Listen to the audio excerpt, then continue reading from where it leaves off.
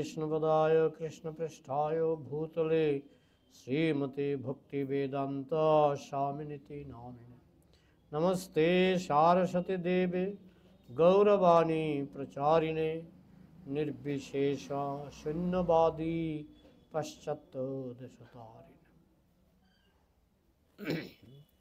কতটুকু হয়েছিল গত বুধবারে? 9 নম্বরের দ্বিতীয় প্যারাগ্রাফ। দ্বিতীয় paragraph. So anyway, this Ajamila is Krita Nirvesha. Krita Nirvesha.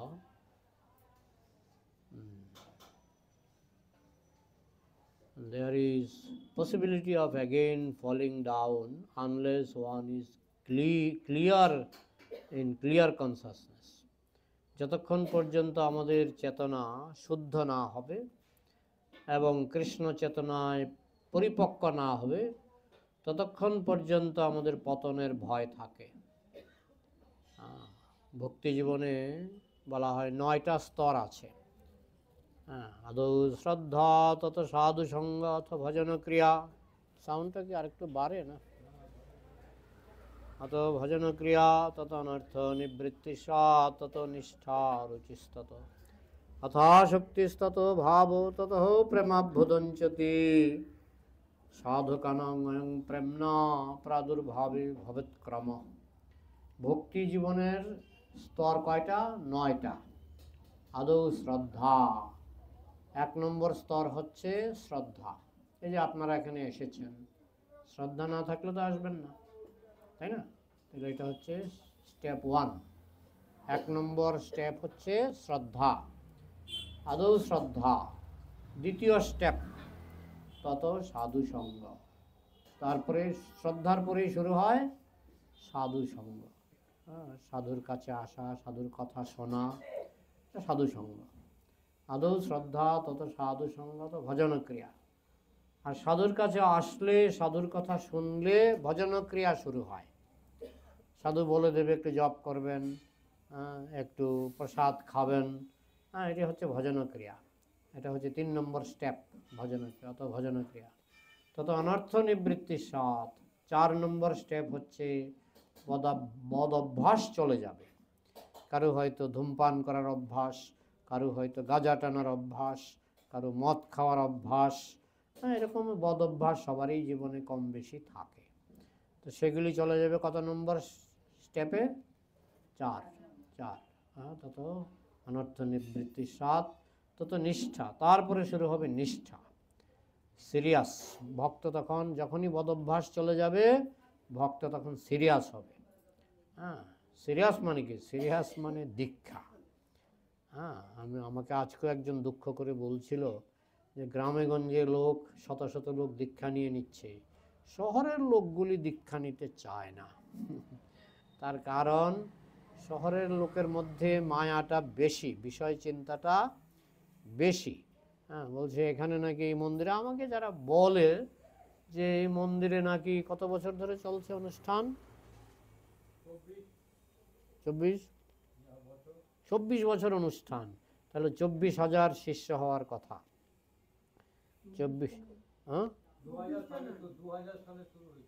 2000 সালে, তাহলে তো 24 বছর পরিষ্কার। তাহলে 24,000 শিষ্য, দীক্ষিত শিষ্য হওয়ার কথা। তো কয়জন হয়েছে? 24 জন হয়ে গেছে এখানে, এই এলাকাতে, এই মন্দিরে। যাই হোক, আশানুরূপ ফল হচ্ছে না, কারণ আপনারা শহরবাসী। এই পাঠই যদি গ্রামে হতো না, এতদিনে আমরা দেখি তো, গ্রামে গঞ্জে সরল হয় মানুষ, বিষয় চেতনা, মায়ার চেতনাটা একটু কম থাকে। আর শহরে কি না, কলকাতায় আমি যখন প্রথম ভক্ত হয়েছিলাম তখন একটাও কলকাতার লোক ভক্ত হয়নি। আমরা সব, কেউ মেদিনীপুর থেকে, আমি যেমন ত্রিপুরা থেকে। কলকাতা মন্দিরে যে ভক্তরা ছিল, আমি তাদের খোঁজ খবর নিতাম। তো একটাও কলকাতা থেকে একটাও ছিল না। এত বড় কোটি কোটি লোকের বাসস্থান কলকাতা, একটা লোকও ছিল না। কিন্তু সৌভাগ্যক্রমে আজকে প্রায় 20-25 বছর পরে এখন কিন্তু কলকাতায় হাজার হাজার শিষ্য হয়েছে।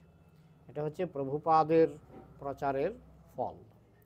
তো ঠিক তেমনি আমরা এই জন্য আমরা অন্য বইটই বাদ দিয়ে আমরা ধরেছি প্রভুপাদের বই, কারণ আমাদের কথায় বেশি কাজ হবে না, কিন্তু প্রভুপাদের কথায় কাজ হবে। তাই আমরা দেখতে চাই যে 24 বছরে 24,000 ভক্ত হয়নি, কিন্তু এখন আমরা দেখতে চাই যে কিছু ভক্ত, দীক্ষিত ভক্ত যারা গোলকে যেতে আগ্রহী, আর যারা বলবে না আমরা এই জগতেই পচে মরতে চাই, তাদের কথা আলাদা।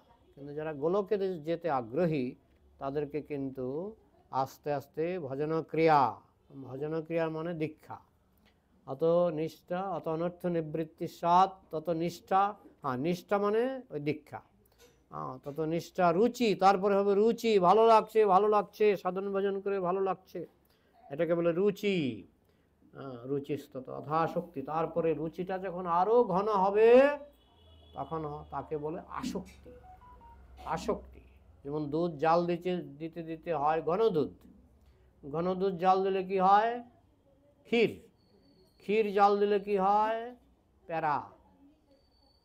তারপরে আরো করা যায় চকলেট, দুধ থেকে চকলেট বানানো যায়। তাহলে প্রথমে হালকা দুধ, সেটা জাল দিয়ে হলো ক্ষীর জাল দিয়ে হলো প্যারা। এইভাবে যেমন দুধ জাল দিতে দিতে আস্তে আস্তে একেবারে চকলেট পর্যন্ত নেওয়া যায়, দুধের চকলেট। তো ঠিক সেই রকম ভক্তি জীবনে প্রথম যখন ভক্তি জীবন শুরু হয় তখন সেটা হালকা দুধ, জল মেশানো দুধ। তারপরে এটাকে জাল দিতে দিতে মানে জপ কীর্তন করে, তারপরে সাধন ভজনের নিয়ম কানুনগুলি পালন করে এটাকে বলে জাল দেওয়া, দুধ জাল দেওয়া। তাইলে ভক্তিটা হবে ক্ষীর, সেই ক্ষীর থেকে হবে প্যারা, সেই প্যারার পরে হবে চকলেট। তাহলে যত আপনি দুধটাকে জাল দেবেন তত দুধটা ঘনীভূত হবে। আমরা দেখি যে আখের রস জাল দিয়ে, আমাদের মায়াপুরে আখের বাগান, আখের মানে বিশাল বিশাল জমি, আখ, তো ওই আখের সিজনে এগুলি গুড় বানানো হতো, গুড়। তা আমরা মর্নিং ওয়াক করতে করতে গিয়ে দেখতাম গুড় বানাচ্ছে। তো প্রভু আসেন, খান এক গ্লাস। এটা এক গ্লাস কিন্তু গুড় হয়নি তখনও, মানে তখন সেটা হালকা রসটা ঘন রস হয়েছে। এক গ্লাস করে দিত, বাহ, ঘন রস। আরও কিছুদিন পরে গেলে দেখবেন একেবারে এটাকে বলে ঝোলাগুড় মানে এটা পাতলা গুড়টা।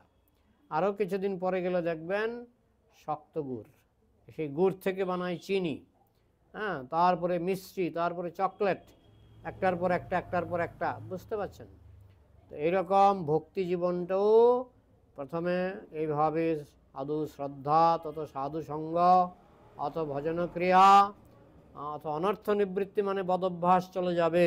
আর সকলেরই খোঁজ নিলে জানা যায় একটা না একটা বদভ্যাস নিয়ে সবাই আছে। বদভ্যাস চলে যাবে, বদভ্যাস চলে গেলে হবে নিষ্ঠা হলে হবে রুচি যখন আরো ঘন হবে তাকে বলে আসক্তি মানে আর আপনাকে ঘরে বেঁধে রাখা যাবে না, এখানে পাঠ হচ্ছে আমার যেতেই হবে, এটাকে বলে আসক্তি। তত নিষ্ঠা রুচিস্তত অথাশক্তিস্তত ভাবও, তারপরে আপনার কৃষ্ণের প্রতি ভাব হবে, সেটা হচ্ছে প্রেমের পূর্ববর্তী অবস্থা। কৃষ্ণের প্রতি একটা তন্ময়তা আসবে, সেটাকে বলে ভাব। তত ভাবো তত প্রেমাভ্যুদঞ্চতে, লাস্টে কি আসবে? প্রেম। লাস্টে আসবে প্রেম। তাহলে কয়টা হলো? 9টা হলো। 9টা। যারা নবম স্তরে উঠতে পারবেন তাদের জীবন ধন্য, এবং তারা অবশ্যই গোলকে যেতে পারবেন। যারা নবম স্তরে উঠতে পারবেন তারা অবশ্যই গোলকে যেতে পারবেন। এখন যদি বলেন যে না আমার তো আশা নাই, আরে 1% করে রাখুন। 1% করলে ভক্তি এমন জিনিস, পরের জন্মে হয়ে যাবে 2%। 2% করে রাখলে ভক্তি এমন জিনিস, তার পরের জন্মে হয়ে যাবে 3%। অনেক জন্ম সংসিদ্ধ তত জাতি পরাঙ্গতি। এইভাবে জন্ম ধরে জমাতে অন্যান্য যারা সঞ্চয়, মায়ার সঞ্চয় মৃত্যুর সঙ্গে সঙ্গে শেষ। আপনি যদি 10 কোটি টাকাও জমিয়ে মৃত্যুবরণ করেন, পরের জন্মে এসে 1 পয়সা পাবেন না, 1 পয়সা পাবেন না। হ্যাঁ, কিন্তু ভক্তি আবার এরকম নয়, 1% জমালে পরের জন্মে 2% পেয়ে যাবে, 2% জমালে পরের জন্মে 3% থেকে শুরু হবে। তাই ভক্তিটা একটা পার্মানেন্ট সঞ্চয়, ফিক্সড ডিপোজিট। এটা বুদ্ধিমান মানুষের করা উচিত। আপনারা শহরেই থাকুন আর গ্রামেই থাকুন, ভক্তিটাকে ধরলে তো নিজেরই লাভ, ভক্তিটাকে ধরলে নিজেরই লাভ। আপনি গোলকে যাবেন না এই পৃথিবীতে আবার জন্মগ্রহণ করবেন, এটা গভীরভাবে চিন্তার বিষয়, গভীরভাবে চিন্তার বিষয়। তো অজামিল ছিলেন ভাগ্যবান। এই যে 9টা স্তর বলা হলো, পূর্বজন্মে অজামিল 8ম স্তরে উঠে গেছিলেন। অজামিল পূর্বজন্মে 8ম স্তর মানে কি? 8ম স্তরের নাম কারো মনে আছে? ভাব। 8ম স্তরের নাম কি? ভাব। অজামিল পূর্বজন্মে ভাব স্তরে উঠে গেছিলেন। ভাব স্তর থেকেও পতন হয়, যেটা অজামিলের হয়েছিল, পতন হয়েছিল। ভাব স্তরে উঠেও পতন হয়। পতন হয় না কোন স্তরে বলতে পারবেন? 9ম স্তর। 9ম স্তর হচ্ছে প্রেম। কেউ যখন কৃষ্ণ প্রেম লাভ করে তার আর কোনো মতেই পতন হবে না। কিন্তু অজামিল পূর্বজন্মে 8ম স্তর লাভ করেছিলেন, যার ফলে অসৎসঙ্গের প্রভাবে তার পতন হয়েছিল। কিন্তু যেহেতু তিনি তার ছেলের নাম রেখেছিলেন নারায়ণ, মৃত্যুর সময় অত্যন্ত আকুল প্রাণে তিনি নারায়ণকে ডেকেছিলেন। ভুল করে ফোন নাম্বার লেগে গেল নারায়ণের কাছে। নারায়ণ বিষ্ণুদূত পাঠিয়ে দিলেন। যমদূতেরা তর্ক করে বিষ্ণুদূতের সঙ্গে পারলেন না, তারা ফিরে গেলেন। এবং বিষ্ণুদূতরাও অজামিলকে আর নিয়ে যাননি। বিষ্ণুদূতরা বলে গেলেন, তুমি আরও কিছুদিন তপস্যা করো, মানে কোর্স কমপ্লিট করতেই হবে, কোর্স কমপ্লিট করতেই হবে। তাই এখানে এই বোধা মন্দিরবাসী ভক্তদেরকে আমাদের অনুরোধ, আপনারা কোর্স কমপ্লিটের দিকে এগিয়ে আসুন, না হলে আবার জন্ম, আবার ক্লাস 1 থেকে পড়াশোনা, তাও মনুষ্য জন্ম যদি হয়। মনুষ্য জন্ম হবে না, মন্দিরে ডেলি আসি, তো মনুষ্য জন্ম অনেক সময় আমাদের ভরত মহারাজ তিনি মনুষ্য জন্ম পাননি। তিনি কি জন্ম পেয়েছিলেন? হরিণ জন্ম। তো কোনো গ্যারান্টি নাই, সবটাই নির্ভর করবে ভিতরের বিচার, মনটা কেমন হয়েছে। মনটা যদি পবিত্র হয় মনুষ্য জন্ম তো পাবেন, কিন্তু যদি গোলকে যেতে চান তাহলে তো প্রেম স্তরে উঠতে হবে। বলে অত প্রভু অত পারবো না, অত সাহস হয় না, কিন্তু চেষ্টা করতে বাধা নেই, চেষ্টা করতে বাধা নেই। যেটুকু এগিয়ে থাকলেন সেটাই পার্মানেন্ট ফিক্সড ডিপোজিট, সেটাই ফিক্সড ডিপোজিট। তো অজামিল যেমন ভাব স্তরে গিয়েছিলেন, পরের জন্মে প্রেম স্তরে উঠে গেলেন।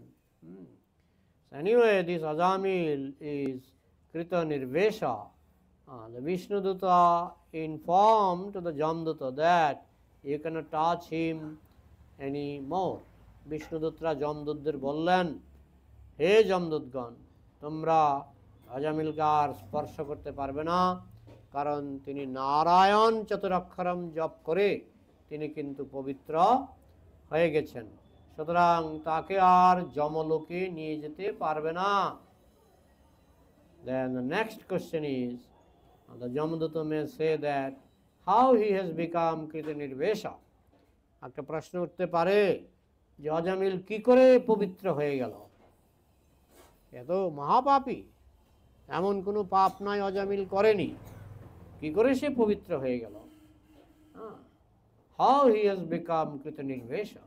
He is so sinful that there is no limit of his sinful activities. Ajamil এত পাপী যে তার পাপের কোনো সীমা নাই, পাপের কোনো সীমা নাই। There is no limit of his sinful activities. You say that it is clear immediately. কিন্তু হে বিষ্ণুদূতগণ, আপনারা বলছেন সব পাপ মুছে গেছে, ক্লিয়ার হয়ে গেছে। কি করে? এত পাপ করলো, কি করে মুছে গেল মুহূর্তের মধ্যে? মনে করুন এই ঘরের মধ্যে ঘুটঘুটে অন্ধকার, একদম নিকষ অন্ধকার, হঠাৎ করে একজন একটা 1000 পাওয়ারের বাল্ব জ্বালিয়ে দিল, সুইচটা টিপ দিল, টিপ দেওয়ার পর কতক্ষণ লাগলো ঘরটা অন্ধকার থেকে দূর হতে? 1 সেকেন্ড লাগলো, 1 সেকেন্ড লাগলো। আমরা দেখি ঘরে যখন অন্ধকার থাকে, আমি একটা কলম খুঁজে বেড়াচ্ছি, আর এই হাতড়াচ্ছি কলমটা পাচ্ছি না, ঘরে অন্ধকার। যেই সুইচটা দিয়ে দিলাম, আর এটা তো চোখের সামনে, কলমটা চোখের সামনে, কিন্তু যখন অন্ধকার থাকে তখন আর খুঁজে পাওয়া যায় না। কিন্তু সেই অন্ধকার দূর করতে কত হাজার বছর লাগে? 1 সেকেন্ড, 1 সেকেন্ড। ঠিক তেমনি অজামিলের যত পাপের অন্ধকার 1 সেকেন্ডে দূর হয়ে গেল। নারায়ণ চতুরাক্ষরম, নারায়ণ চতুরাক্ষর বিনা অপরাধে তিনি উচ্চারণ করেছিলেন। হরে কৃষ্ণ কৃষ্ণ কৃষ্ণ হরে হরে, হরে রাম রাম রাম হরে হরে। এনেছি ঔষধি মায়া নাশিবার লাগি, হরিনাম মহামন্ত্র লও তুমি মাগি। মহাপ্রভু বলছেন, এই মায়া নামক ভবরোগ দূর করার জন্য, অন্ধকার দূর করার জন্য আমি হরিনাম নিয়ে এসেছি। তোমরা এই হরিনাম ঔষধ গ্রহণ করো, ঔষধ গ্রহণ করো। অন্ধকারের ঔষধ হচ্ছে আলোক। এখন আলোক টিপে দিলে 1 সেকেন্ডে আলোক। ঠিক তেমনি যেই আপনি ভক্ত হয়ে যাবেন, লক্ষ জন্মের পাপ 1 সেকেন্ডে দূর হয়ে যাবে। ঠিক যেমন লক্ষ বছরের অন্ধকার, অনেক সময় কয়লার খনিতে অন্ধকার, কিন্তু সেখানে যদি লাইট জ্বালিয়ে দেয়, লাইট জ্বালিয়ে দিলে কয়লার খনিতেও আলোক। ঠিক তেমনি 1000 বছরের অন্ধকার দূর হয়ে যাবে, গুহার ভিতরে অন্ধকার দূর হয়ে যাবে যদি সেখানে লাইট নেওয়া যায়। আমরা শিলংয়ে ছিলাম, বলছে এটা গুহা, এটা মানুষ টিকিট কেটে কেটে ভিতরে ঢুকে। তা আগে নাকি শুধু অন্ধকার ছিল, এখন সরকার থেকে লাইট জ্বালিয়ে দিয়েছে। তাহলে যে গুহার মধ্যে 1000 বছরের অন্ধকার থাকতে পারে, যদি লাইট জ্বালিয়ে দেয় 1 সেকেন্ডে দূর। বলতে পারেন 1000 বছরের অন্ধকার 1 সেকেন্ডে দূর হয় কি করে? হতে পারে। ঠিক তেমনি 1000 বছরের পাপ 1 সেকেন্ডে দূর হতে পারে। একবার হরিনামে যত পাপ হরে, পাপীরও সাধ্য নাই তত পাপ করে। নামনহি যাবত শক্তি পাপ নির্হরণে হরে, তাবৎ কর্তুম না শক্নতি পাতকং পাতকি নরা। হরিনামের মধ্যে পাপ হরণের যে শক্তি আছে, পাপীর সেই শক্তি নাই, অত পাপ করে। বুঝা গেল? তো এটাই হয়েছিল অজামিলের ক্ষেত্রে। তখন যমদূতরা জিজ্ঞেস করলো, এইভাবে তো মহাপাপী, এর পাপের তো কোনো সীমা নাই। তা আপনারা বললেন যে সঙ্গে সঙ্গে তার সব পাপ থেকে মুক্তি হয়ে গেছে। এটা কী করে সম্ভব? 1000 বছরের, লক্ষ বছরের পাপ 1 সেকেন্ডে মুক্ত হয়ে গেল কি করে? And therefore he says, জন্মকোটি অংশামপি। এখানে বিষ্ণুদূতরা বলছেন কোটি জন্মের পাপ চলে গেল, কোটি জন্মের পাপ চলে গেল। হরে কৃষ্ণ কৃষ্ণ কৃষ্ণ হরে হরে, হরে রাম রাম রাম হরে হরে। কোটি জন্মের পাপ চলে গেল নিরপরাধে। বলে তাহলে কি আর কোনো ভয় নেই? এখন কোটি জন্মের পাপ চলে গেল, আজকে বাড়িতে গিয়ে একটা খুন করব। কেন না? কোটি জন্মের পাপ চলে গেল, আর কি পাপ হবে না? কি মনে হয় হবে? কোটি জন্মের চলে গেল, আরো সামনে কোটি জন্ম পরে আছে। পাপ যেমন চলেও যেতে পারে, আবার নতুন পাপ আসতেও পারে। এই জন্য বুদ্ধিমানের কাজ হলো, ঠিক আছে কোটি জন্মের পাপ থেকে তো মুক্তি পেলাম, এবার নতুন পাপ আর করব না। এটাই হচ্ছে বুদ্ধিমানের কাজ, যেটা অজামিল করেছিলেন। অজামিল কোটি জন্মের পাপ থেকে মুক্ত হলেন, মুক্ত হয়ে তিনি চলে গেলেন হরিদ্বার, সেখানে গিয়ে সাধন ভোজন করে আর নতুন পাপ আর করলেন না। এইটাই হচ্ছে মুক্তির কৌশল, যে নতুন পাপ যেন আর না করি। পুরনো পাপ সব হরিনামে চলে যায়, কিন্তু নতুন পাপ করলে আবার আটকা পড়ে যাব। বোঝা গেল? How he has become Krita Nirvesha. He is so sinful that there is no limit of his sinful activities. এই অজামিল এত পাপী যে তার পাপের কোনো সীমা নাই, কিন্তু আপনারা বলছেন যে সেকেন্ডের মধ্যে সে সমস্ত পাপ থেকে মুক্ত হয়েছে। এটা কী করে সম্ভব? And therefore he says জন্মকোটি অংশামপি। এই জন্য বিষ্ণুদূতরা বলছেন যে জন্মকোটি, অংশাম মানে পাপ, কোটি জন্মের পাপ অজামিলের চলে গেল, অজামিলের চলে গেল। Not only one life sinful activities, but many many crores of birth sinful activities. শুধু একটি জন্মের পাপ চলে যায়নি, কোটি কোটি জন্মের পাপ চলে গেল। এই হচ্ছে হরিনামের মহিমা। So we do not know how many births we had previously, but from the Shastra we understand crores, many millions of times we had to take birth. কত জন্ম আমরা পেরিয়ে এসেছি আমরা ভুলে গেছি, কত জন্ম যে আমরা পেরিয়ে এসেছি আমরা ভুলে গেছি, কিন্তু শাস্ত্র থেকে আমরা জানতে পারি আমরা কোটি কোটি জন্ম পেরিয়ে এসেছি, অনন্ত কোটি জন্ম আমরা পেরিয়ে এসেছি। একবার নারদমণি ধ্রুব মহারাজকে একটা হাড়ের পাহাড় দেখিয়েছিলেন, হাড্ডির পাহাড়। তো ধ্রুব মহারাজ বললেন, এটা কিসের পাহাড়? যেটা হাড়ের পাহাড়, হাড্ডির পাহাড়। এত বড় পাহাড় হাড্ডির? বলে, এগুলি সব তোমার হাড্ডি, এগুলি সব তোমার হাড় হে ধ্রুব, এগুলি সব তোমার হাড়। বলে, আমার হাড় এতগুলি? মানে তোমার কোটি কোটি জন্মে এই হাড়গুলি এখানে আমি দেখাচ্ছি, দৈব বলে যোগ বলে আমি তোমাকে দেখাচ্ছি। কোটি কোটি বছরে তুমি যে দেহত্যাগ করেছ সেই হাড়গুলি জোগাড় করে আমি তোমাকে দেখাচ্ছি, মুনি ঋষিরা পারে। তো তখন ধ্রুব মহারাজ অবাক হয়ে গেলেন, বাবা আমার হাড় এতগুলি!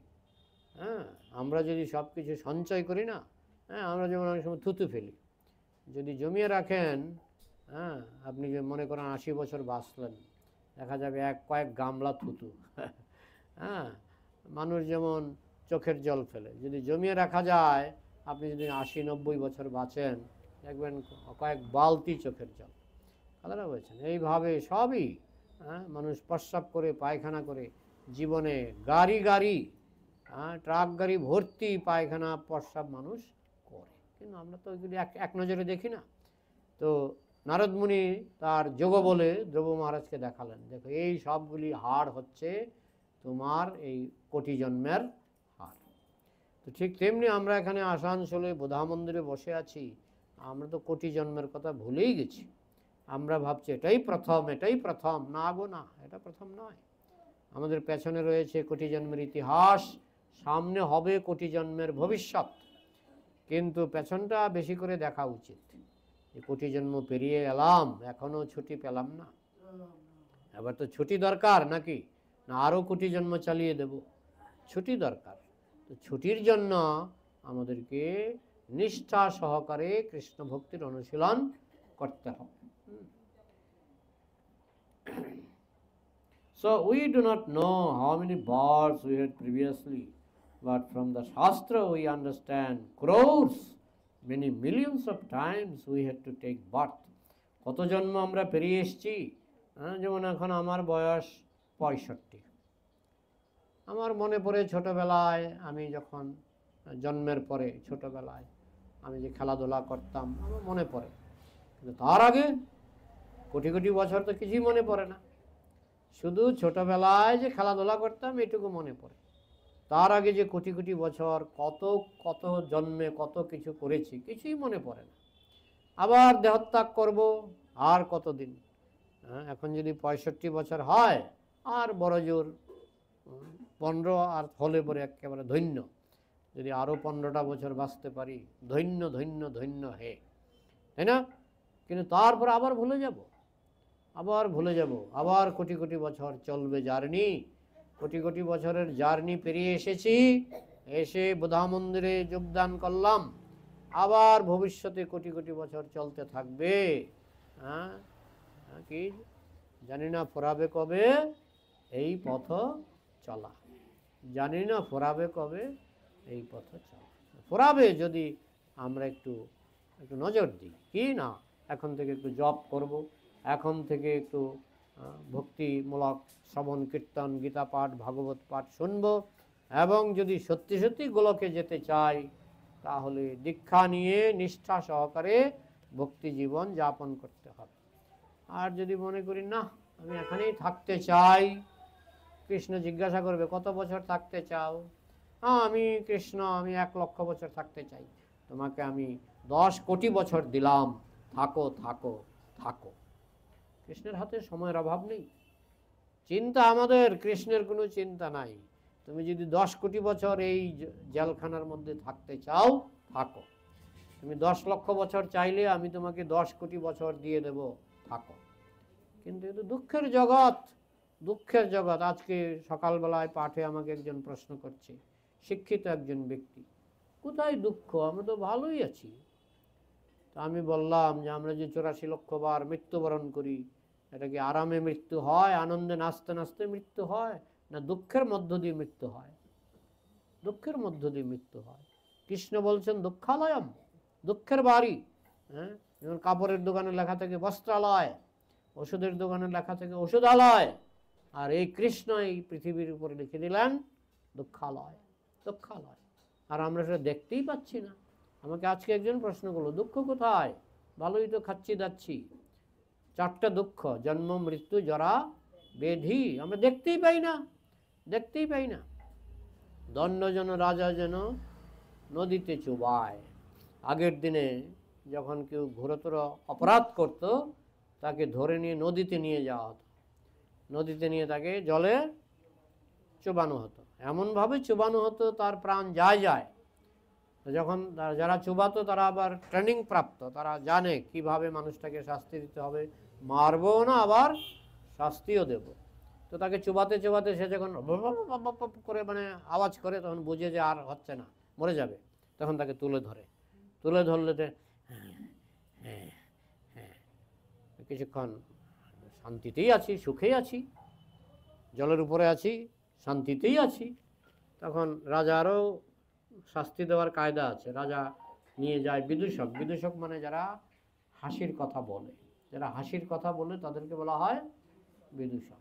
তো যখন দেখে লোকটা কিছুক্ষণ শ্বাস নেওয়ার পরে মোটামুটি সুস্থ, তখন বিদূষক এসে এমন একটা কথা বলে সে একটা হাসি মারে, যেই হাসি সঙ্গে সঙ্গে জলের ভিতরে আবার চুবিয়ে ধরে, আবার চুবিয়ে ধরে, চুবিয়ে তাকে আবার কিছুক্ষণ আবার ব্লাব করে যখন আবার প্রাণ যায় তাকে আবার তুলে ধরে।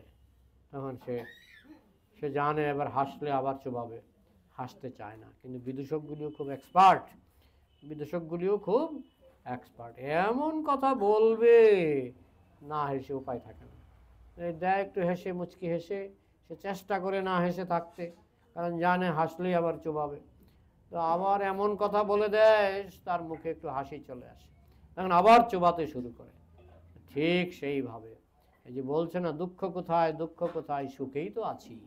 আরে যখন মায়া যখন লাথি মারবে ফুটবলের মতো, তখন বুঝতে পারবে এখন আছো পৃথিবীতে, মায়া এমন এক লাথি মারবে চলে যাবে অন্য গ্রহে।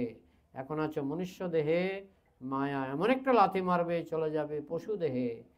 এখন আমরা তো ফুটবলের মতো এক গ্রহ থেকে আরেক গ্রহে, এক দেহ থেকে আরেক দেহে আমরা ঘুরে বেড়াচ্ছি। তারপরে মাঝে মধ্যে একটু হাসি দিই।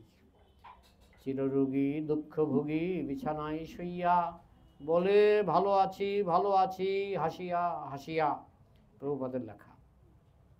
চিররোগী দুঃখভোগী, সারা বছর তো রোগে ভুগছে, বিছানায় শুয়ে আছে, আজকে কেমন, আজকে একটু ভালো আছি। আরে কি ভালো, তুমি সারা বছর তুমি বিছানায় শুয়ে রোগে ভুগছ, না সে মনে করে আজকে একটু ভালো আছে। এই হচ্ছে আমাদের ভালো থাকা। আমরা কেউ ভালো নই। যারা বুদ্ধিমান তারা বুঝতে পারে 84 লক্ষ জনি ভ্রমণ করছি, প্রতি জন্মে মৃত্যু, 84 লক্ষ বার জন্ম, 84 লক্ষ বার মৃত্যু, মৃত্যু যন্ত্রণা। 40,000 বৃশ্চিক কামড়ালে যে ব্যথা হয় মৃত্যুর সময়, সেই ব্যথা হয়। মানুষ এ দেহ ছাড়তে চায় না, কিন্তু ব্যথার জ্বালায় বলে ছেড়ে দে মা, কেঁদে বাঁচে। ব্যথার জ্বালা এরকম মৃত্যুর সময়। তারপরেও মানুষ মনে করে কোথায়, ভালোই তো আছি, ভালোই তো আছি, ভালো নাই। প্রতিবার মৃত্যু হয়, 84 লক্ষ বার মৃত্যু হয়, তখন মনে হয় কি কষ্ট, কি কষ্ট। তো আমরা ভালো থাকাটা আমাদের সেই রকম। প্রভুপাদ বলছেন যে মায়েদের যখন সন্তান হয়, মায়েদের মনে একটা এরকম জাগে, আর সন্তান নেব না, যে কষ্ট বাবা। কিন্তু 1 বছর ঘুরে না আসতে আসতে আবার একটা সন্তান নেয়। তো ঠিক তেমনি আমরা যখন জম যন্ত্রণা ভোগ করি, আমরা যখন মৃত্যু যন্ত্রণা ভোগ করি, আমরা মনে করি আর পাপ করব না, আর পাপ করব না। তারপরে যখন মৃত্যু যন্ত্রণার হাত থেকে বেঁচে আসি, আমরা দেখেছি হাসপাতাল থেকে ছুটি পেয়ে, হার্ট অ্যাটাক হয়ে হাসপাতালে 1 বছর কষ্ট পেয়েছে, ছুটি পেয়ে আস্তে আস্তে শরীরটা যখন একটু তেল হয় আবার গাঁজা টানে। হাসপাতাল থেকে ঘুরে এসছে, তারপরে কিছুদিন ভালো থাকে, তারপরে একটু যখন তেল হয় আবার গাঁজা টানে। এই হচ্ছে আমাদের ভালো টাকা, এই হচ্ছে আমাদের ভালো থাকা। সংসারে বুদ্ধিমান মানুষ বুঝতে পারে এটা আমাদের থাকার জায়গা নয়, এখান থেকে যত তাড়াতাড়ি সম্ভব ছুটি নিতে হবে। আর ছুটি নিতে হলে আপনাকে প্রেম স্তর পর্যন্ত উঠতে হবে। এই যে 9টা স্তর একটা একটা করে পাস করতে হবে। এখন যারা সিরিয়াস তারা পাস করবে। স্কুলে যেমন কোনো ছাত্র বছরের পর বছর ফেল করে, আবার কোনো ছাত্র টপকে টপকে উঠে একদম ICS অফিসার হয়ে যায়, আমাদেরও গোলক যাওয়ার চেষ্টা চালিয়ে যেতে হবে। So we do not know how many births we had previously. তাই গত জন্মে আমরা কতবার জন্ম নিয়েছি আমাদের মনে নেই। But from the Shastra we understand crores. কিন্তু শাস্ত্র থেকে আমরা বুঝতে পারি কোটি কোটি জন্ম আমরা অতিক্রম করেছি। এখানে যারা আমরা বসে আছি, আমরা কোনো সময় টিকটিকি হয়েছিলাম, কোনো সময় কুমির হয়েছিলাম, কোনো সময় ছাগল হয়েছিলাম। 84 লক্ষ জনি আমরা ভ্রমণ করে আজকে বোধা মন্দিরে এসে বসার সুযোগ পেয়েছি। কৃষ্ণই দুর্লভ মনুষ্য জন্ম দিয়েছেন যাতে আমরা ছুটির আয়োজন করতে পারি। কিন্তু এই সুযোগ পেয়েও যদি আমরা ছুটির আয়োজন না করি তাহলে আবার 84 লক্ষ জনই ভ্রমণ করতে হবে। So you have to take birth, therefore it is used janma koti, not one birth or 2 births, or second birth or 5th birth, কোটি জন্ম। ওই প্রথম জন্ম দ্বিতীয় জন্ম এরকম নয়, কোটি জন্ম। কোটি জন্ম আমরা অতিক্রম করে এসেছি, এখন ভুলে গেছি। আমি তো এই জন্মের কথাই সব মনে করতে পারি না। আপনার যখন মায়ের কোলে ছিলেন তখন 2.5 কেজি ওজন বা 3 কেজি ওজনের মনে আছে আপনার? সেই কথা নেই। আরে এই জন্মের কথাই মনে করতে পারি না, আবার কোটি জন্মের কথা মনে করব, আমাদের কি দুঃসাহস! এই জন্মের কথাই মনে থাকে না, আবার কোটি জন্মের কথা মনে করব, আমাদের কি দুঃসাহস! তো যাই হোক, শাস্ত্র বলে দিচ্ছে, তোমার মনে থাকুক আর না থাকুক, শাস্ত্র বলছে কোটি জন্ম পেরিয়ে তুমি এই দুর্লভ মনুষ্য জন্ম পেয়েছ। তুমি আগে বাঘ ছিলে, ভল্লুক ছিলে, হরিণ ছিলে, সাপ ছিলে। 84 লক্ষ রকমের দেহ তুমি লাভ করেছ। 80 লক্ষ রকমের দেহ লাভ করার পর মনুষ্য দেহ শুরু হয়, এবং মনুষ্য দেহটা দেওয়া হয় একটা উপহার, কি না, এবার গুটিয়ে ফেলো, এবার গুটিয়ে ফেলো। এই 84 লক্ষ যাত্রা এবার গুটিয়ে ফেলো। কিন্তু আমরা এমনই দুর্ভাগা, গুটিয়ে ফেলতে বলা হচ্ছে, না না গোটাবো না, এখানেই থাকতে চাই। থাকো, কৃষ্ণের কি যায় আসে? তুমি যদি এই জেলখানায় আরও কোটি বছর থাকতে চাও, থাকো। কিন্তু যে বুদ্ধিমান, যেই জন কৃষ্ণ ভজে সে বড় চতুর।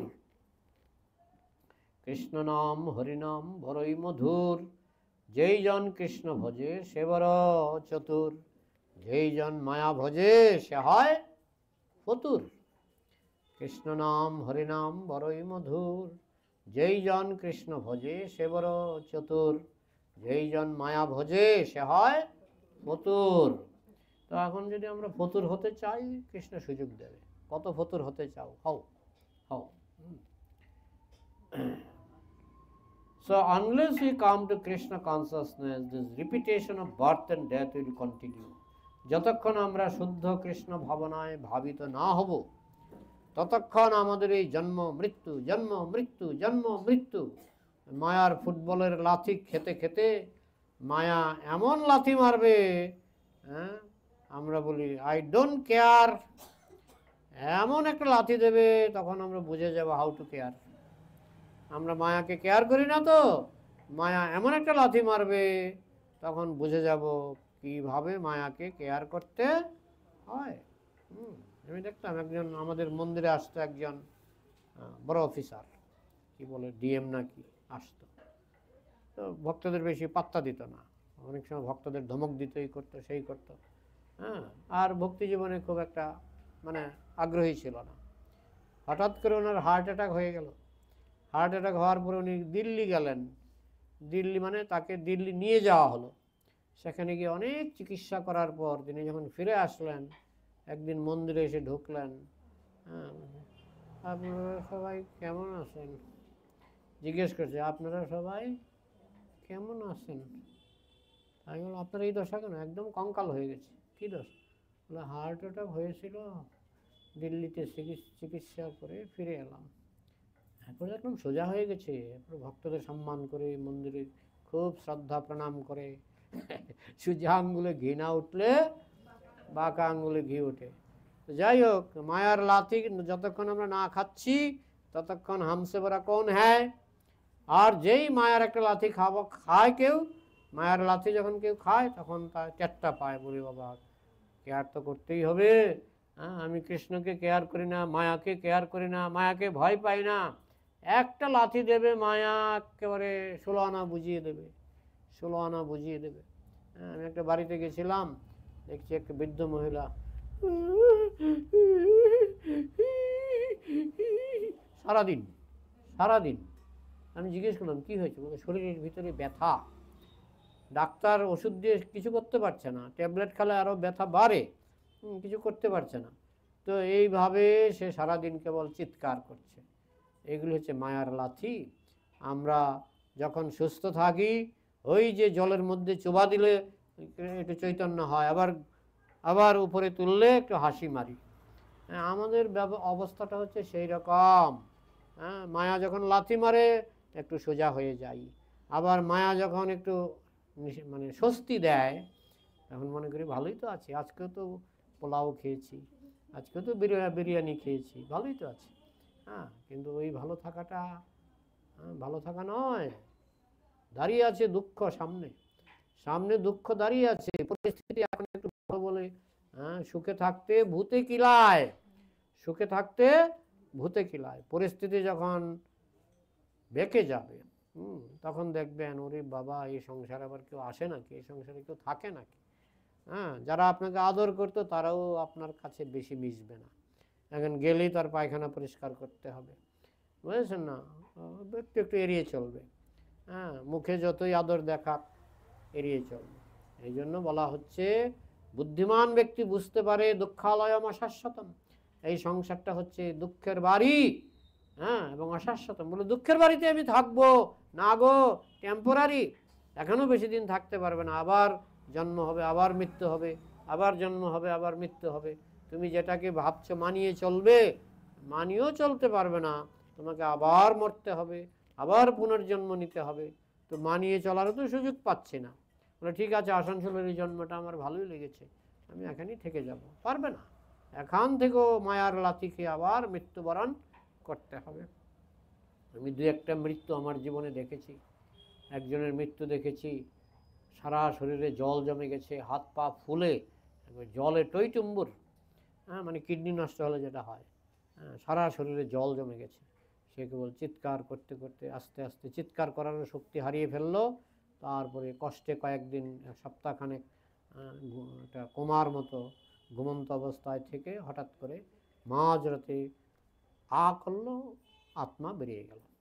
বুঝেছেন, কষ্ট যে কী জিনিস, কার কপালে কতটুকু কষ্ট লেখা আছে, পাপ পুণ্যের মাত্রা অনুসারে, পাপ পুণ্যের মাত্রা অনুসারে আমরা জানি না আমরা কে কতটুকু পাপ করেছি, কে কতটুকু পুণ্য করেছি, সব বিচার তো চিত্রগুপ্ত করছে।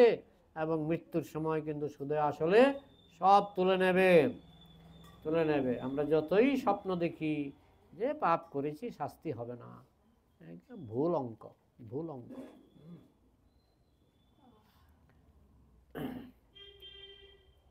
So unless we come to Krishna consciousness, this repetition of birth and death will continue. যতক্ষণ আমরা শুদ্ধ, এই যে মাতাজি ঘুমাচ্ছে, মাতাজি ঘুম পাচ্ছে, আচ্ছা, যতক্ষণ পর্যন্ত আমরা শুদ্ধ কৃষ্ণ ভাবনায় উন্নীত না হব, ততক্ষণ পর্যন্ত এই জন্ম মৃত্যুর চক্র চলতেই থাকবে। জন্ম মৃত্যু জরা ব্যাধি, জন্ম মৃত্যু জরা ব্যাধি, হ্যাঁ, জরা মানে বৃদ্ধ বয়স, ব্যাধি মানে রোগ যন্ত্রণা, চলতেই থাকবে। আমি একবার আমার এক রোগীকে নিয়ে কলকাতা মেডিকেল কলেজে ভর্তি, মানে রোগীকে ভর্তি করিয়েছিলাম, আমি তার সেবা যত্ন করতাম। সেটা ছিল ইমার্জেন্সি ডিপার্টমেন্ট। ওরে বাবা রে বাবা, আমি যা দেখলাম নরক, আমি এই জন্মেই নরক দেখেছি। হ্যাঁ, সেই হাসপাতালে, কলকাতা মেডিকেল হাসপাতাল, কলেজ স্ট্রিট, সেখানে আমার রোগীর সঙ্গে আমি রাত কাটাতাম। আর প্রতিদিন দুই চারজন করে মারা যেত। আমি কয়েকটা রোগী দেখে আমার এখনও মনে পড়ে, বাবা।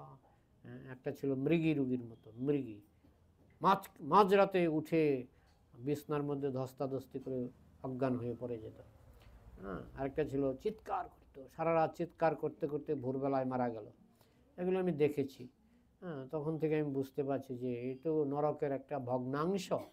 এটা হচ্ছে নরকের একটা ভগ্নাংশ, আসল নরক না জানি কত কষ্টের। হ্যাঁ, এই জন্য বুদ্ধিমান ব্যক্তি সাবধান হয়ে যায়, তাকে অন্তত সৎ পথে, হ্যাঁ, বলে হরে কৃষ্ণ বলো, সোজা রাস্তায় চলো, নইলে বিপদ আছে সামনে। হরে কৃষ্ণ বলো, সোজা রাস্তায় চলো, নইলে বিপদ আছে সামনে। আই ডোন্ট কেয়ার, আমি কেয়ার করি না, ঠিক কৃষ্ণের কাছে আছে। শাস্ত্রে না হলে শস্ত্র দিয়ে কৃষ্ণ ঠিক করে। মানুষকে ঠিক করার দুইটা উপায়, একটা হচ্ছে শাস্ত্র, আরেকটা হচ্ছে শস্ত্র, অস্ত্র শস্ত্র। শাস্ত্র হচ্ছে গীতা ভাগবত, আপনারা শুনছেন। এটা দিয়ে যদি সোজা হয়ে যান, ঠিক হয়ে যান, তাহলে ভাগ্য ভালো। আর যদি এটা সোজা করতে না পারে, তখন আসবে শস্ত্র, অস্ত্র শস্ত্র, মানে এই সমস্ত ক্যান্সার, যক্ষা, পশুজন্ম, এইসব আসবে। সেটা হচ্ছে শস্ত্র, অস্ত্র, বুঝেছেন? শাস্তি আসবে, নেমে আসবে শাস্তি। কয়েকদিন আগে ওই সুরজিৎ বলে একটা ছেলে একটা ভিডিও দেখাচ্ছে, একটা সাপ পাখির বাসায় গিয়েছে, আর পাখির বাচ্চাটা মনে করেছে আমার মা এসেছে। তখন পাখির বাচ্চাটা মুখ খুলে চিচি চিচি করছে, খাবার দাও, খাবার দাও, খাবার দাও। তখন সাপটা আস্তে আস্তে গিয়ে পাখির বাচ্চাটাকে খেয়ে ফেলল। এসেছে সাপ, আর বাচ্চাটা কি মনে করছে, মা এসছে, সে সাপের কাছে খাবার চাইছে।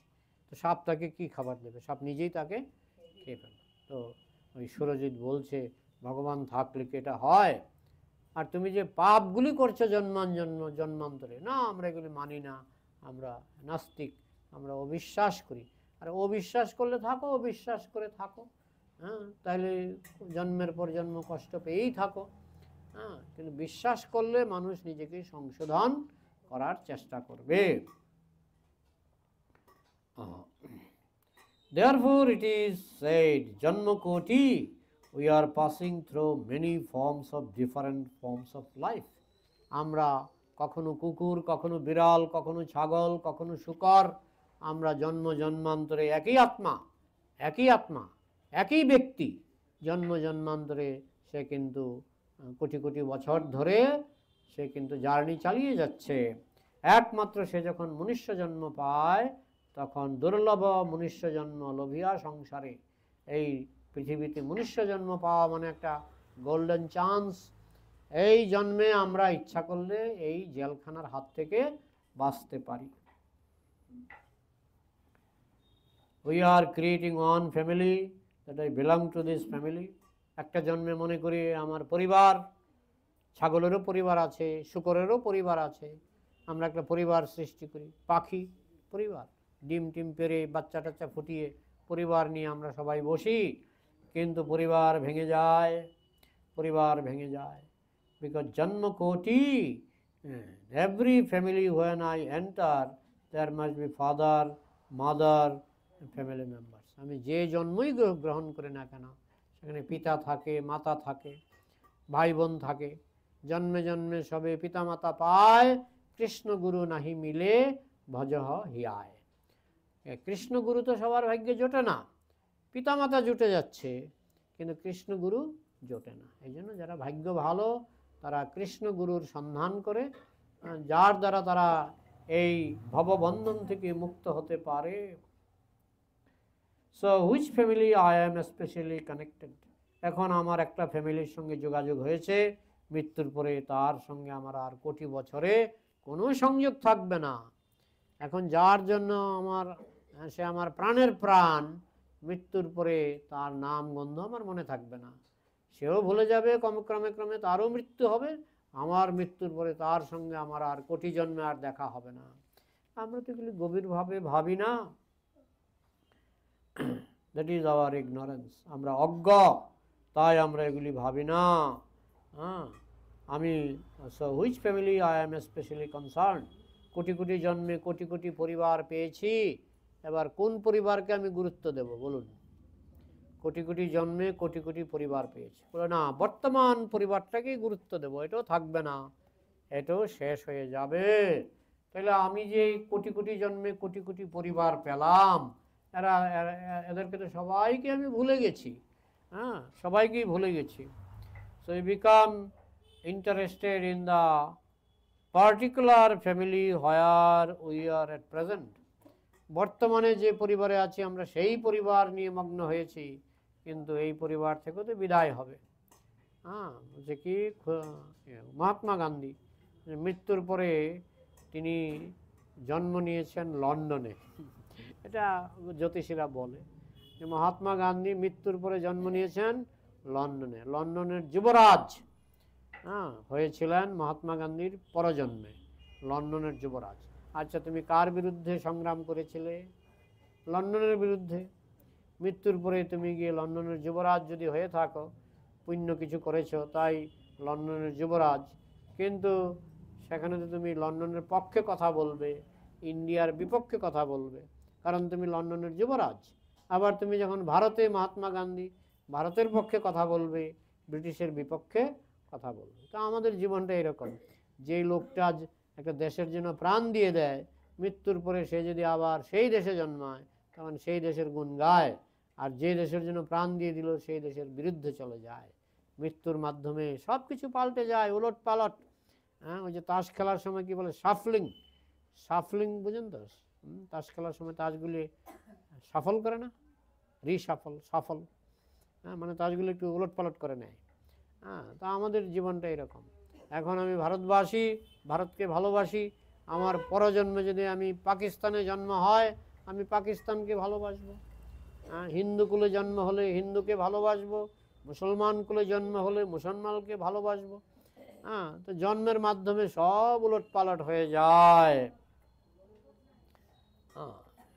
In the particular family we are at present, but we do not know that in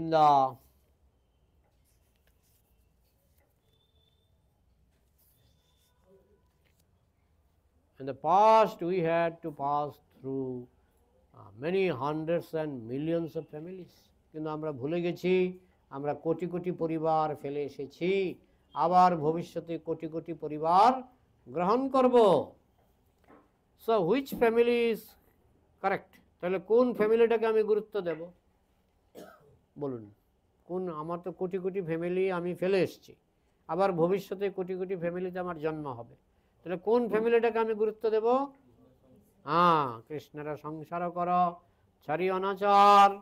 And again, if I do not correct myself at the present moment, I have to go through many millions of families. আর যদি নিজেকে সংশোধন না করি, আমাকে এরকম কোটি কোটি ফ্যামিলির ভিতর দিয়ে যেতে হবে। একটা ফ্যামিলিতে দাঁড়ানো দরকার, সেটা হচ্ছে কৃষ্ণের family.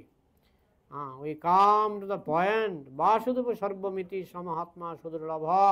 This is the point. যতদিন আমরা বুঝতে না পারছি বাসুদেবই সব কিছু, বসুদেবের পুত্র কৃষ্ণই হচ্ছে সব কিছু, তার ফ্যামিলিতে যেতে হবে, তার ফ্যামিলিতে থাকতে হবে, সেটাই হবে আমাদের নিত্য ফ্যামিলি। নিত্য গার্হস্থ, নিত্য ফ্যামিলি। আর সব টেম্পোরারি ফ্যামিলি কোটি কোটি বছর ধরে আমরা একটা গ্রহণ করছি, ডিসপোজেবল সিরিঞ্জের মতো। ইঞ্জেকশন দিয়ে সুচটা ফেলে দেওয়া হয় না? অনেক জিনিস আছে আজকাল ডিসপোজেবল। একটা বোতল, জলের বোতল খেয়ে বোতলটা ফেলে দিলেন, তাই না? এগুলিকে বলে ডিসপোজেবল। কিন্তু এই সমস্ত ফ্যামিলি হচ্ছে ডিসপোজেবল। ডিসপোজেবল একটা ফ্যামিলি ডিসপোজেবল নয়, সেটা হচ্ছে কৃষ্ণের ফ্যামিলি। তাই কৃষ্ণের সংসার করো, ছাড়ি অনাচার। আজকে আলোচনা এখানে রাখছি। এবার আপনারা পৃষ্ঠাটা লিখে রাখুন, 10ম পৃষ্ঠা। সো দিস বাসুদেব সর্বমিতি, বাসুদেবী সব কিছু। 10ম পৃষ্ঠা, 10ম পৃষ্ঠা। সো দিস বাসুদেব সর্বমিতি, ওইটা হবে আগামী বুধবার। ঠিক আছে? কালকে আমাদের টেলিভিশনে ক্লাস ছিল, আপনারা পেয়েছেন কিনা জানি না। আমরা টেলিভিশন সেন্টারে গিয়ে ক্লাস দিয়েছিলাম। যদি না পান আমাকে জানাবেন, আমি লিংক পাঠিয়ে দেবো এখানে। হ্যাঁ, এটা আবার হবে 21 তারিখে একটা প্রোগ্রাম হবে, সেটা হচ্ছে ওই সুরজিতের সঙ্গে আমার আলোচনা 21 তারিখে। আপনারা, এটা একটা মজার আলোচনা, কারণ সে হচ্ছে নাস্তিক, সে প্রভুপাদের গীতা নিয়ে সমালোচনা করবে, আর আমরা হচ্ছি ভক্ত, চেষ্টা করছি ভক্ত হওয়ার, আমরা তার প্রশ্নের উত্তর দেব। একটা মজার আলোচনা হবে, আপনারা চেষ্টা করবেন। 21 তারিখ সন্ধ্যা 7টায় আমি লিঙ্ক পাঠিয়ে দিয়েছি প্রভুর কাছে। হ্যাঁ, ওই লিঙ্কে, ইউটিউব চ্যানেল লিঙ্ক, সেই লিঙ্কে আপনারা যোগদান করবেন। লাইভ হবে একদম, মানে এটা এমন নয় যে আগে রেকর্ড হবে পরে দেখানো হবে, তা নয়, একদম লাইভ জীবন্ত আপনারা দেখতে পাবেন। তো সেটা আপনারা যোগদান করবেন। আর তারপরে এখন কোথায় জায়গাটার নাম, যেখানে 4 দিন ভাগবত পাঠ হবে? সাতগ্রামে বিশাল প্যান্ডেল করে 4-5 দিন ভাগবত পাঠ হবে। আজকে শুরু হলো, আজকে পাঠ দিচ্ছেন আমাদের প্রভুর নামটা কি, মায়াপুর থেকে এলেন, মায়াপুর থেকে একজন আমাদের বিখ্যাত পদ্মনেত্র প্রভু মায়াপুর থেকে এসেছেন। উনি আজকে পাঠ করবেন, কালকে পাঠ করবেন। তারপরের দিন আমাদের মহারাজ আসবেন, যে ভক্তিবিলাস গৌরচন্দ্র মহারাজ। তারপরে আরও 2 জন ভক্ত আসবেন। তারপর লাস্টের দিন আমাকে দিয়েছে 24 তারিখ আমার পাঠ আছে ওইখানে সাতগ্রামে। তো আপনারা চেষ্টা করবেন যে, সাতগ্রাম এখান থেকে কত দূর? আচ্ছা, অন্তত একদিন আপনারা যদি যেতে পারেন ভালো, না হলে এগুলি আমরা ইউটিউবে তো দেবই, আমার ক্লাসটা তো আমি ইউটিউবে দেবই। আচ্ছা, কারো কিছু প্রশ্ন আছে কি? প্রশ্ন?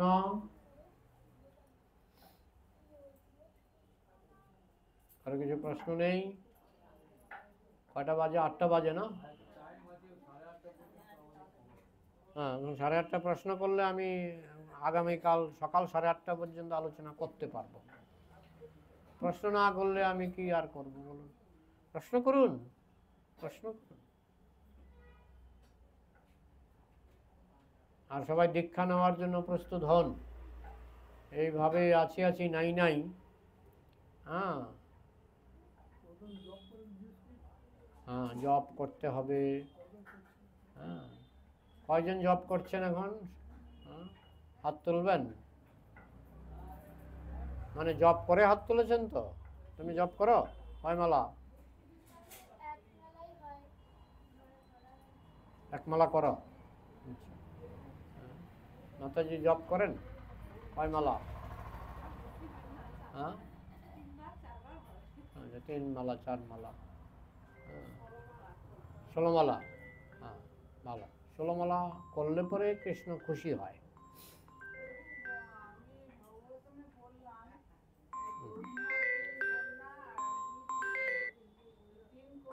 ক্লাস চলছে।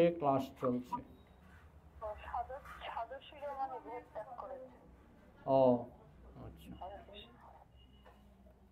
আমাদের মায়াপুরে ভক্ত দেহত্যাগ করলো, সাধু শিরোমণি। আমার খুব প্রিয় ছিল, আমাকে খুব ভালোবাসতো। আজকে না, কালকে দেহত্যাগ করেছে, খবর পাঠালো। হ্যাঁ,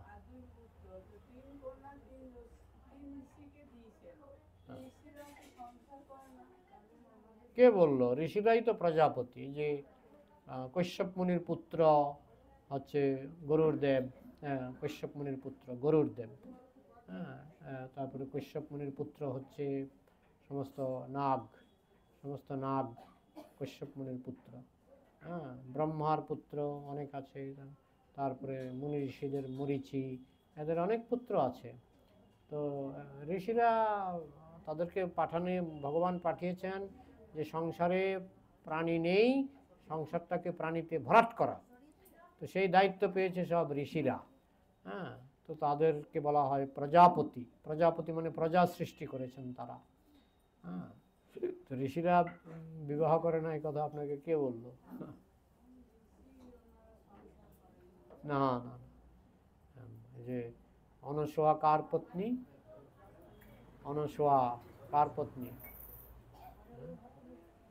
হ্যাঁ, রামচন্দ্র দেখা করেছিলেন।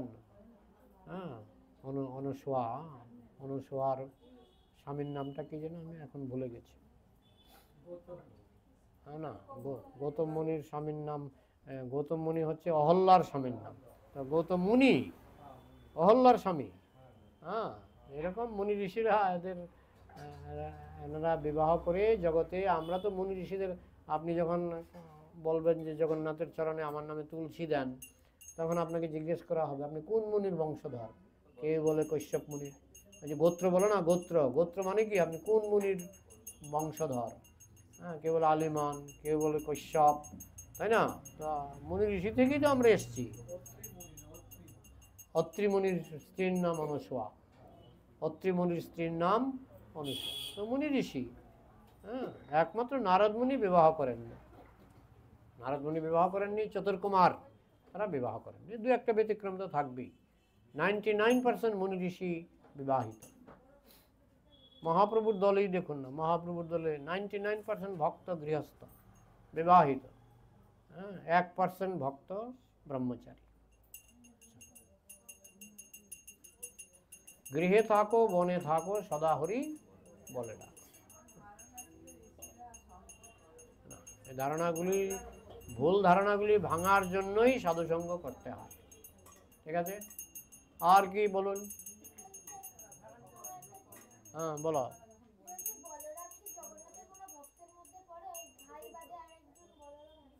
আরেকজন বলরাম? ওই টিভি ভুলে যাও, এগুলি বই থেকে জানতে হবে। টিভিতে উলট পালট করে দেয়, এগুলি টিভি ভুলে যাও। না, ওই একই বলরাম, কৃষ্ণের ভাই এবং কৃষ্ণের ভক্ত, ভাইও বটে ভক্তও বটে, একজনই বললাম। ওই টিভি দেখলে উল্টা পাল্টা জানবে। আসল সত্যটা জানতে গেলে বই থেকে জানতে হবে।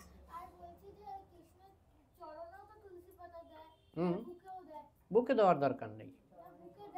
দেয় তো ভুল করে দেয়, চরণে দিতে হবে।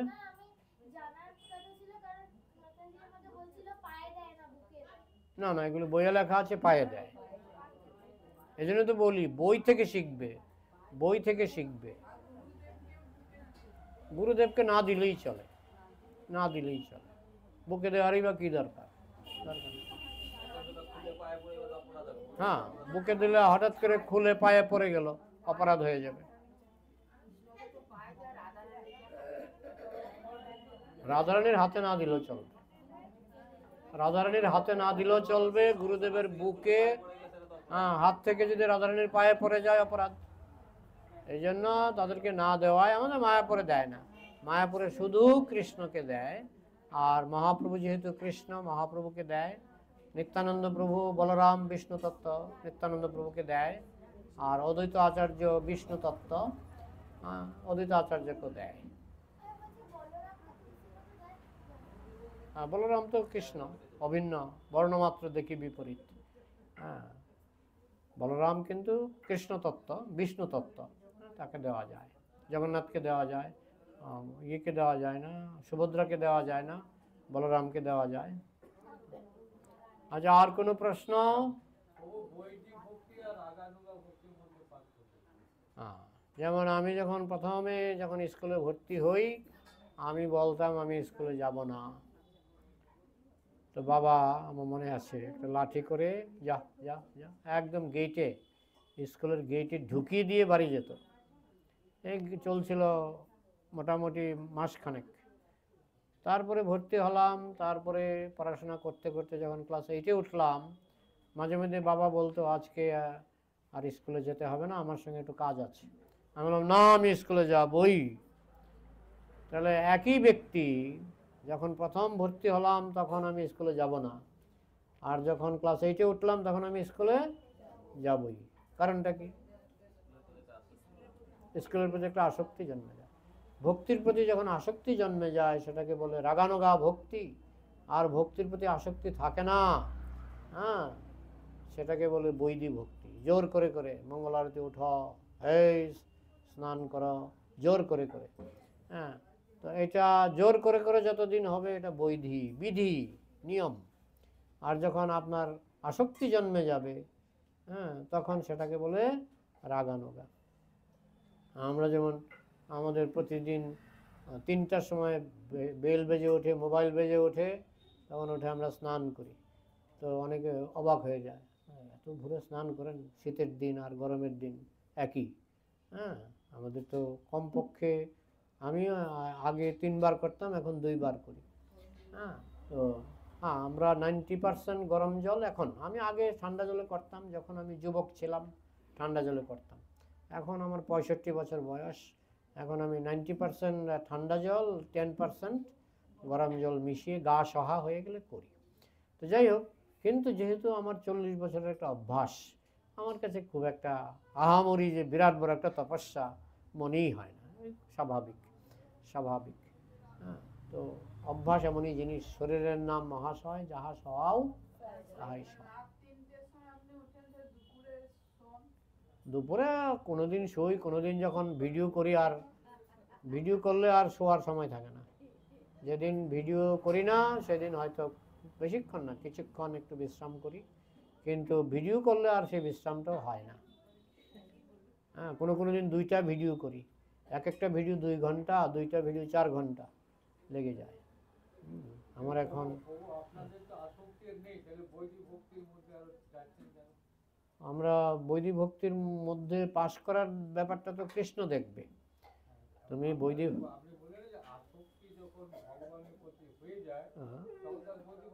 কিন্তু ভক্ত চিরকালই মনে করে আমার অযোগ্য, আমি আনফিট, আমার কোনো আসক্তি নেই। রাধারানীও বলছে আমার কোনো আসক্তি নেই। এখন রাগানুগা ভক্তিটা ঠিক করবে কৃষ্ণ।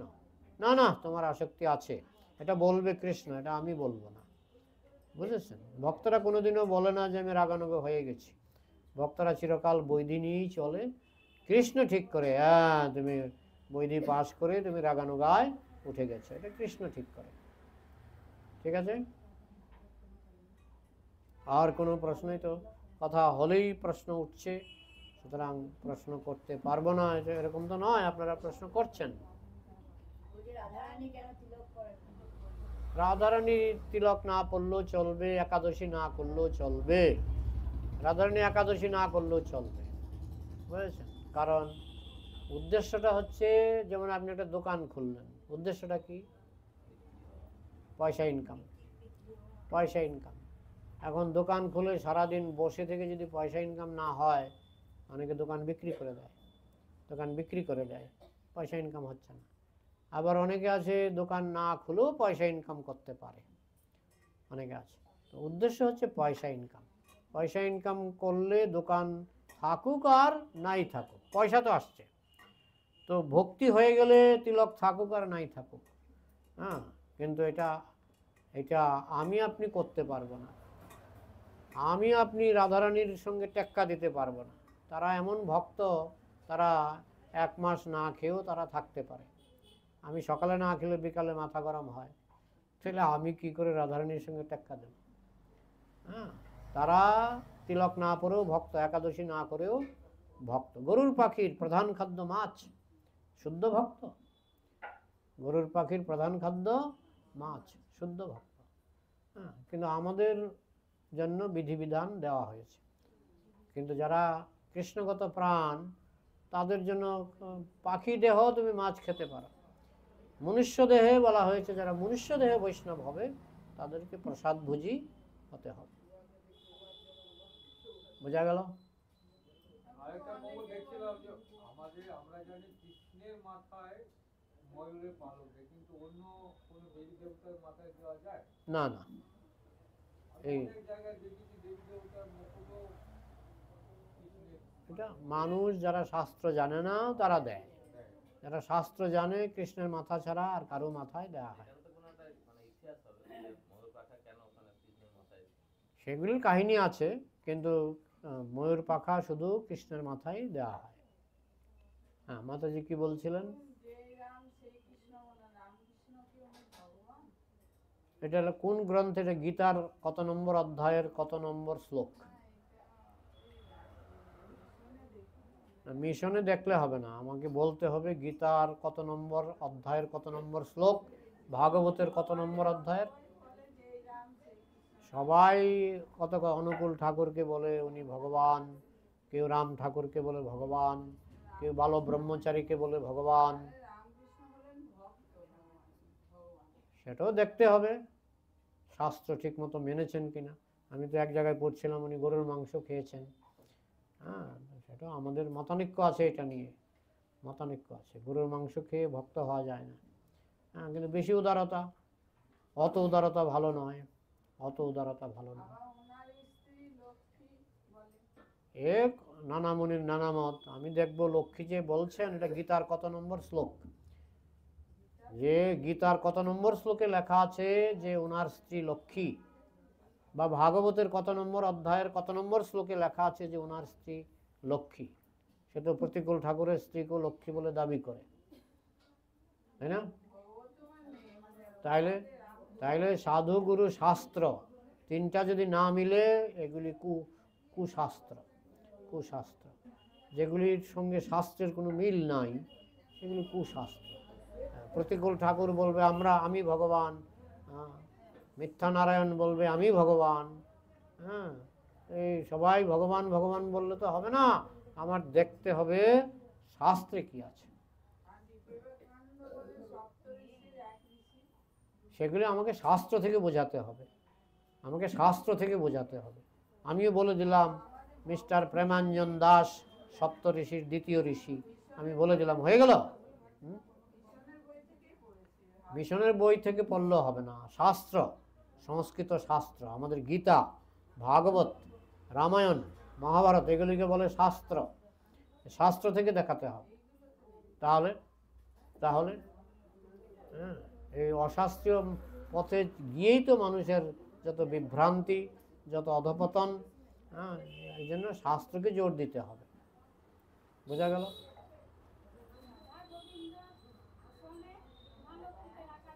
হ্যাঁ, মা লক্ষ্মী তো আছেই, রাধারানী নিজেই আদি লক্ষ্মী, রাধারানী নিজেই আদি লক্ষ্মী, আবার দ্বিতীয় লক্ষ্মী রাখার কি দরকার? আদি লক্ষ্মী তো রয়েই গেল।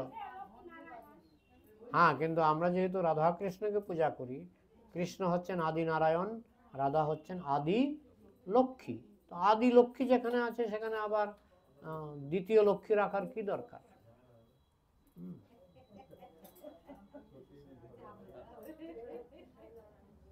ঠিক আছে,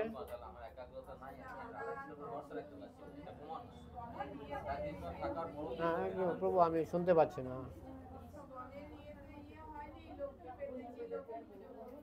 হ্যাঁ, কিন্তু ইস্কনের পথেও আপনি চলবেন না, ইস্কনের পথে চলবেন না, রামকৃষ্ণ পথে চলবেন না, অনুকূল ঠাকুরের পথে চলবেন না, আপনি গীতার পথে চলবেন, শাস্ত্রের পথে চলবেন, ভাগবতের পথে চলবেন।